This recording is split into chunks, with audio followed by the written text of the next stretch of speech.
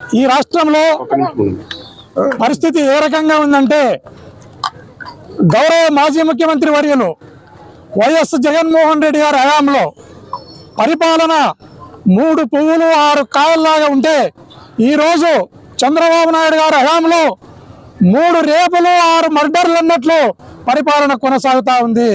అయ్యా చంద్రబాబు నాయుడు, నీవు ఉద్యోగాలకు నోటిఫికేషన్ ఇవ్వమంటే మర్డర్లకు ఆర్డర్లు ఇస్తున్నావు, తస్మాత్ జాగ్రత్త. ఈరోజు కుర్వ వీరన్న అనే ఒక అమాయకుడు 6 మంది పిల్లలు కలిగిన ఒక చిన్న ఇలాంటి చిన్న పసికందులు 6 మంది పిల్లలున్న కుర్వ వీరన్నను అతి దారుణంగా నరికి ఆ తల్లి కడుపు కోతకు కడుపు కోతకు పిల్లల ఏడుపుకు మీరు నాశనం అయిపోతారని ఈ సందర్భంగా తెలియజేస్తున్నాను. దయచేసి ఇలాంటి హత్యలను ప్రోత్సహించకుండా చంద్రబాబు నాయుడు దయచేసి మీరు ఇప్పటికైనా ఈ హత్యలకు పులి స్టాప్ పెట్టి మీరు సక్రమమైన పరిపాలనను చేయాలని సందర్భంగా తెలియజేస్తున్నాం. ఈ సందర్భంగా వైఎస్ఆర్ కార్యకర్తలకు కానీ వైఎస్ఆర్ కాంగ్రెస్ పార్టీ లీడర్లకు కానీ నా మనవి, మనం సస్తూ పోతే వాళ్ళు చంపుకుంటూనే పోతారు.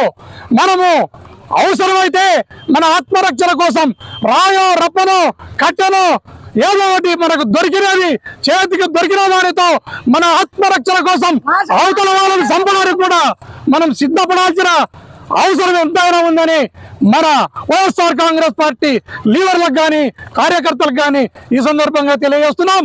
గౌరవ జగన్మోహన్ రెడ్డి గారు లండన్ నుంచి వచ్చిన తర్వాత ఈ కుటుంబాన్ని అంతా ఖచ్చితంగా ఎమ్మెల్యే ద్వారా తీసుకొని పోయి జగన్మోహన్ రెడ్డి గారి సమక్షంలో ఈ కుటుంబానికి న్యాయం జరిగే విధంగా ఒక హామీని కూడా ఇప్పిస్తామని ఈ సందర్భంగా తెలియజేస్తున్నాను.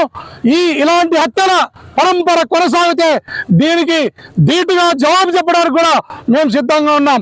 ఇక్కడ ఎవరైతే ఇన్ఛార్జిగా ఉన్నారో గిరి మల్లేష్ గౌడ, అతని ఆధ్వర్యంలోనే అతని ఇన్స్ట్రక్షన్స్ మేరకే ఈ హత్య జరిగిందని ప్రజలు భావిస్తున్నారు, అనుకుంటున్నారు. అయ్యా నీకు కూడా ఇన్ఛార్జిగా ఉన్న తండ్రికి కొడుకుకు ఒక హెచ్చరిక, ఇలాంటి మర్డర్లు మరి పునరావృతం అయితే ఖచ్చితంగా కంటికి కన్ను పంటికి పన్ను అన్న నిదానంతో వైఎస్ఆర్ కాంగ్రెస్ పార్టీ కూడా ముందుకు పోతుందని ఈ సందర్భంగా తెలియజేస్తున్నాను.